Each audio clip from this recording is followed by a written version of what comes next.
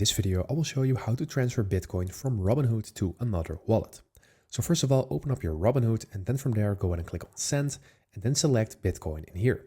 So let's go ahead and do that. And we can also see that the BTC network was selected because you can see BTC just below Bitcoin. So we need to remember that for our other wallet. So let's go ahead and click on this.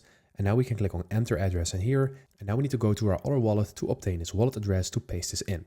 And in this tutorial, I'm just going with my Phantom wallet, but of course you can use any other wallet. You just need to click on something that's saying deposit crypto or something that's saying receive. And on Phantom wallet, it is called receive. So I'm going to click on that and then I'm going to go to Bitcoin and then select copy to clipboard in here. And now I have my wallet address copied to my clipboard and I can just paste this in right now. So open up your Robinhood again and then just paste in the wallet address in here and then click on continue. And then you can enter the amount of BTC that you want to transfer. So I'm just going with something like $3. So I'm going to click on review and then I can see all of the details of this transfer. So we'll see the network, the Robinhood fee, the estimated fees, and basically everything like that. And if you want to finalize this transfer, you just need to click on submit down below. And once you do that, you can see that the transfer is right now pending. And here you can see all of the transaction details as well. And this is basically the confirmation of this transfer. And after you can just go ahead and click on done.